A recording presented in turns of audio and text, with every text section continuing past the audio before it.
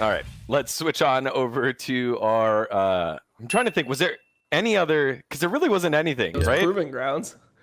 Proving Grounds. The Proving Grounds thing. I mean that's pretty interesting. Honestly, Cloud9 losing is so weird, but it sets so much precedent as well, right? For just how up Academy is in general.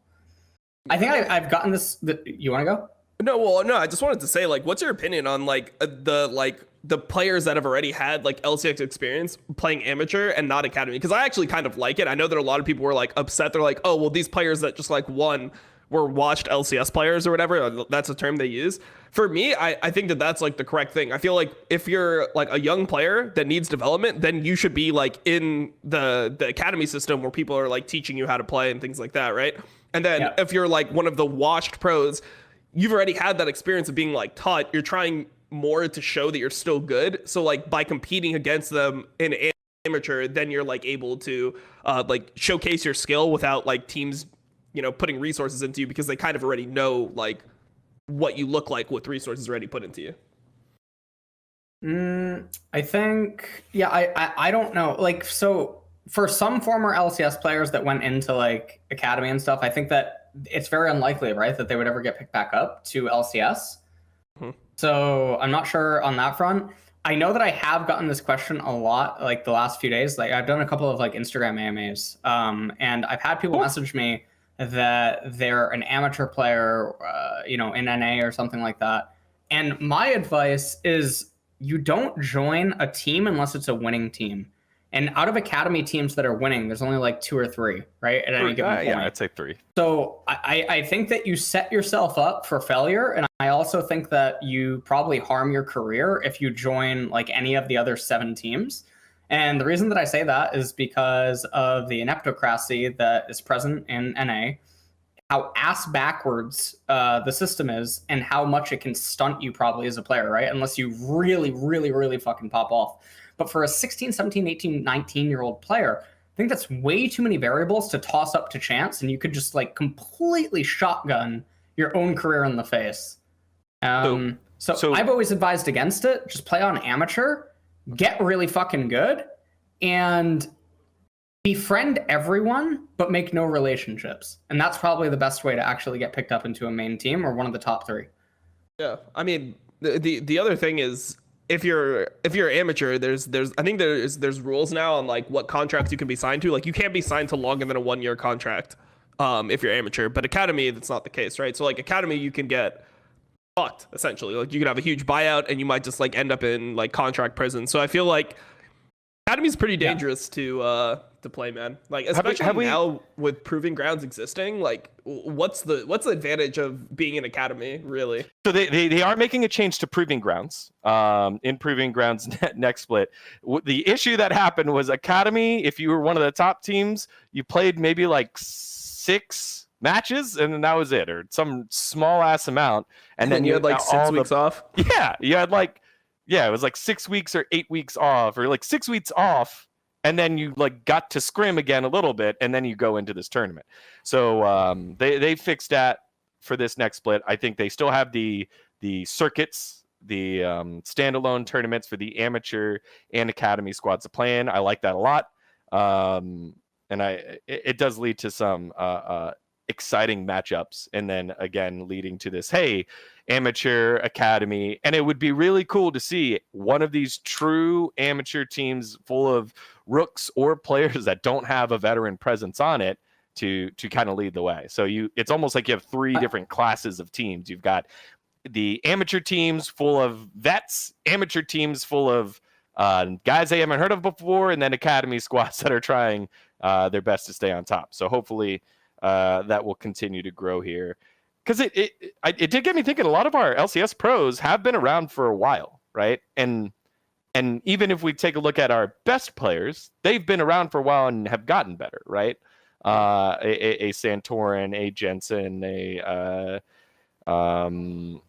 like VENN has been in the LCS for a while now. So I think you do deserve time, but it's finding that balance between getting the new guy in and giving time for growth.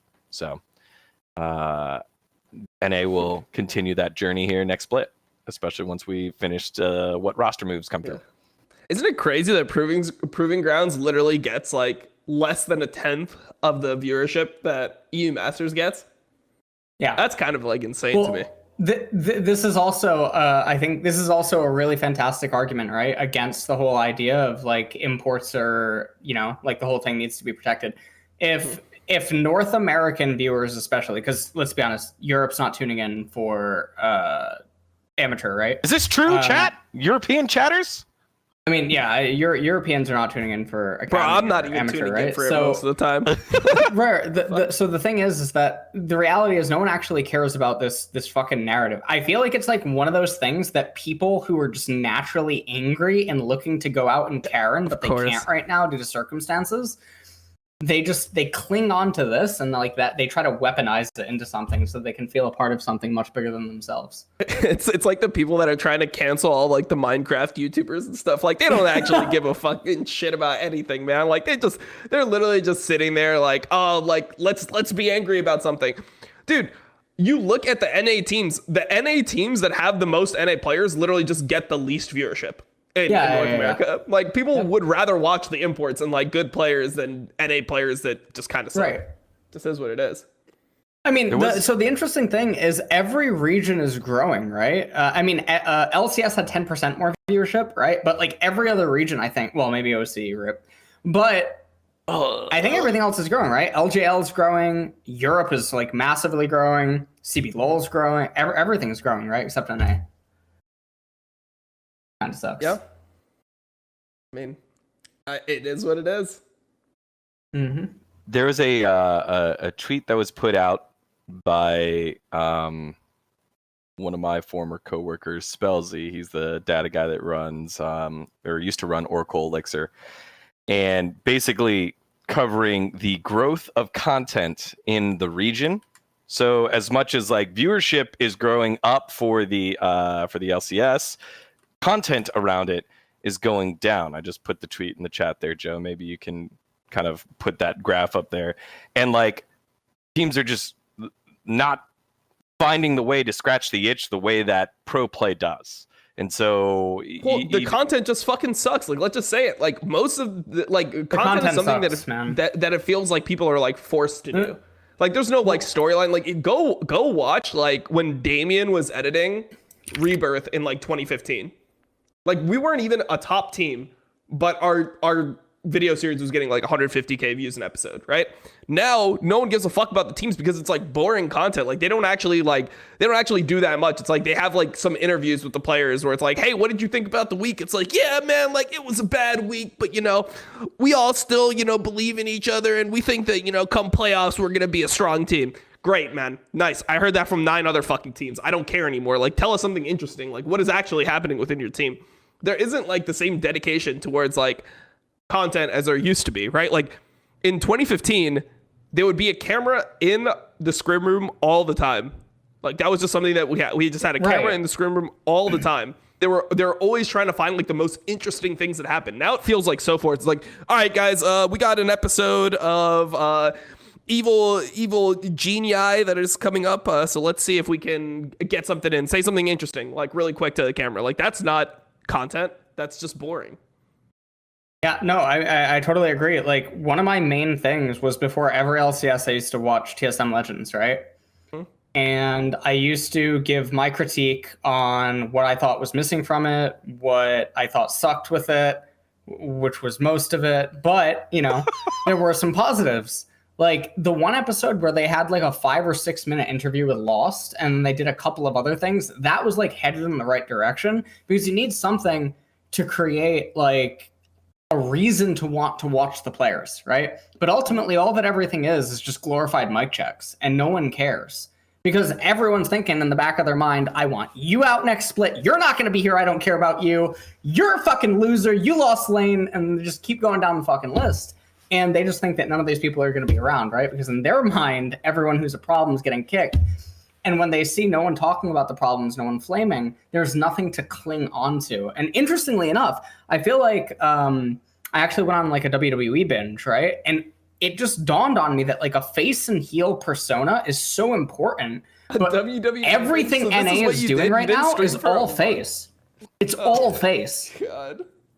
NA is all fucking Care Bear stares, dude. Has anyone realized this? They're all Care Bear stares.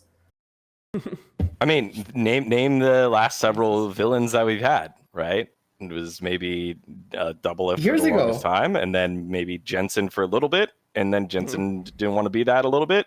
Even before that, Dom, during your time, who were some of the villains? Zuna was a villain, I would say. I think you played your part as a villain a little bit as well. I mean, Double Lift going from team to team was sort of like a heel turn, right? Like in the eyes of the public. Oh, In a way. Yeah. Dardoch was a heel, yeah. Yeah, even Dardoch is not painted that way anymore. Fucking put Tarzan in LCS. Like, That'd be content. Tarzan Like, in LCS. imagine actually, like, he goes through with it, he breaks his support's head, like, he just gets arrested in one of the episodes, like, you're just interviewing him in prison. Like, that would be such good content. I would watch the shit out of that. Hey, thanks for watching VENN Esports. Make sure to hit that subscribe button below and explore other videos. In fact, click on the ones on the screen right now. This one and this one. This one was pretty good, but this one's like my second favorite. My first favorite